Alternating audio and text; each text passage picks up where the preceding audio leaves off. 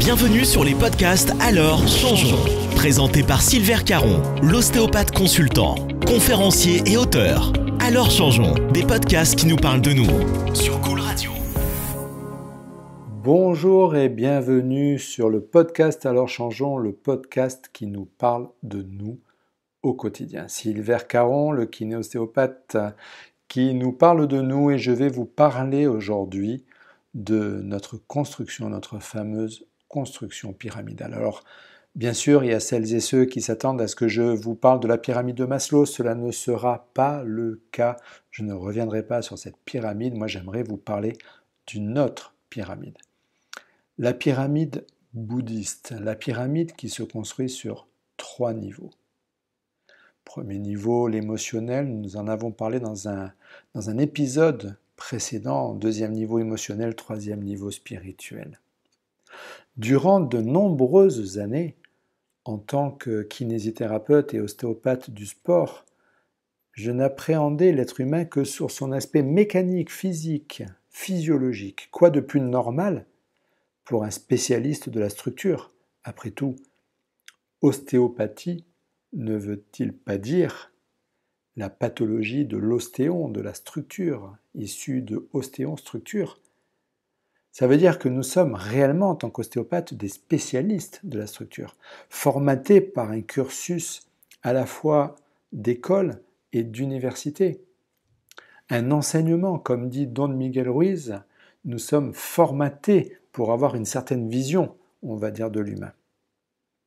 La biomécanique et la physiologie étaient pour moi les voies sacrées. Et lorsque j'ai démarré mon activité de formateur en 2003, j'expliquais tout par la sacro-sainte physiologie. Quoi de plus normal? Et puis, progressivement, avec le temps, avec les événements qui se sont présentés, à force de me poser des questions et de chercher des réponses, et j'adore, la Bible nous le dit, les évangiles nous le disent très bien, cherchez et vous trouverez. À force de me poser ces questions et de chercher donc ces fameuses réponses, j'ai compris que la simple physiologie et l'anatomie n'expliquaient pas tout.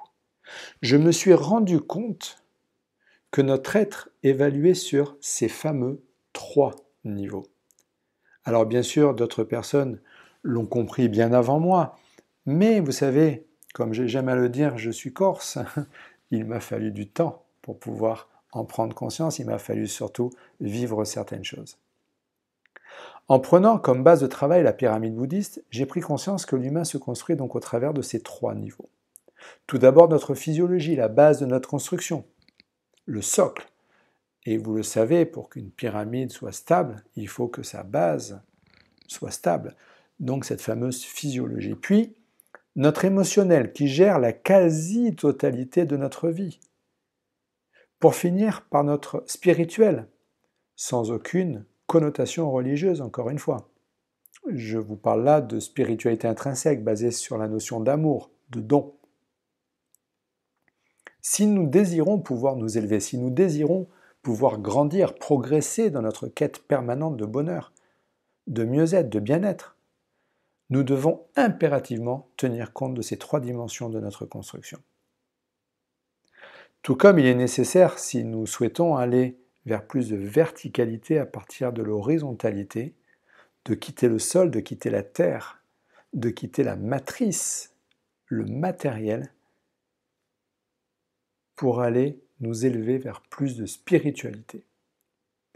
Pour permettre donc à notre être, à notre individu de se construire, nous devons impérativement passer par la physiologie, la base, la structure, le socle fondamental de cette pyramide, tout autant que par la gestion de notre émotionnel, pour pouvoir enfin, in fine, travailler sur notre état spirituel, sur notre spiritualité, la partie divine que nous avons tous et toutes au fond de nous et qui nous relie tous à toutes et qui nous relie aussi à l'univers qui nous entoure. Beaucoup d'entre nous aspirent à s'assagir, à aller vers plus de spiritualité, à comprendre les mécanismes de l'univers. Mais si notre physiologie, notre émotionnel nous freine, le chemin sera terriblement difficile. Je prends un exemple. Ces personnes qui souhaitent aller vers plus de développement personnel, elles achètent, tout comme je l'ai fait, et comme le font énormément de personnes, beaucoup de livres à ce sujet. Leur bibliothèque est comme la mienne, remplie de livres de développement personnel, de coaching.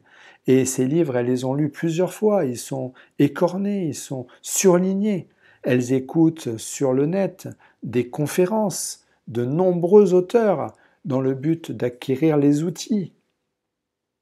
Elles connaissent les tenants, les aboutissants, elles savent le pourquoi, elles savent le comment faire pour aller mieux.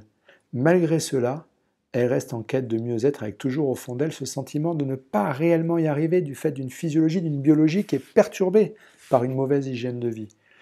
Combien de personnes font des thérapies et ont toujours besoin, depuis 15 ans, 20 ans, et ont toujours besoin de leur thérapeute comme une béquille? Elles savent pourtant pourquoi, elles savent comment, mais elles ont toujours besoin soit du thérapeute, soit de leur livre, soit de leur formation, soit de leur podcast, enfin bref, elles ont toujours besoin d'une béquille pour pouvoir aller mieux. Si par exemple leur intestin grêle, vous savez, ce second cerveau, pour plein de raisons, on en reparlera dans un podcast ultérieur, si ce second cerveau est encrassé par un manque d'attention, par une respiration paradoxale, par une alimentation trop protéinique, par exemple, ou avec trop de pesticides. Si ces personnes maltraitent au quotidien leur intestin grêle, elles pourront faire ce qu'elles veulent. Leur physiologie, par le biais du nerf vague, vous savez, ce nerf qu'on appelle le fameux malaise vagal, qui est un des nerfs crâniens les plus importants, qui relie l'intestin au cerveau, eh bien leur physiologie ne permettra jamais d'aller mieux. Soit à cause d'une baisse de sérotonine, soit, et oui, n'oublions pas que l'intestin grêle est quand même une glande endocrine, la glande qui fabrique 90% de notre sérotonine. C'est la sérotonine, cette fameuse neurohormone du bonheur, une des 4 neurohormones du bonheur, l'hormone de la fierté, de l'estime de soi. Donc ça sera dû à une baisse de sérotonine. Ou alors, tout simplement, une carence en nutriments nécessaire à l'équilibre neuro-émotionnel. Carence en nutriments qui est du fait d'un intestin encrassé. J'insiste sur ce fait, car nous le savons, nous sommes dominés par notre mental et nos émotions. C'est notre émotionnel qui gère 95% de nos réactions, de nos mots, de nos actes, de nos mots MAUX. Nous sommes certes dans le vrai quand nous disons ça, mais nous oublions une composante fondamentale. C'est pour que cela soit vrai, il est nécessaire que notre physiologie le permette. Rappelez-vous toujours que pour développer une pathologie, quelle qu'elle soit, il faut peut-être un facteur déclencheur.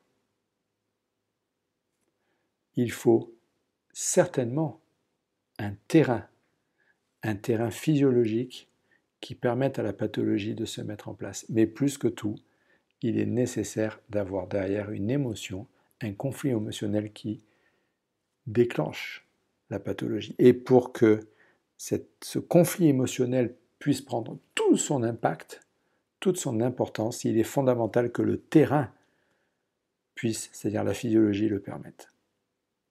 Si je devais user d'une métaphore, je dirais que si on devait se comparer à un bâton de dynamite, notre physiologie en serait la mèche qui permet d'allumer la cartouche de poudre, à savoir notre émotionnel.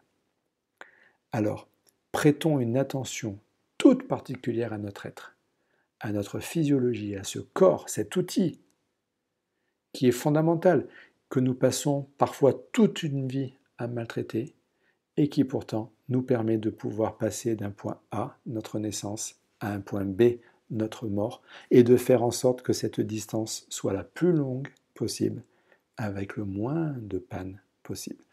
Quant à moi, je vous dis à très vite pour un prochain podcast. En attendant, prenez soin de votre corps, prenez soin de votre physiologie et vous aurez tous les outils, toutes les clés, toutes les portes dans les podcasts à venir.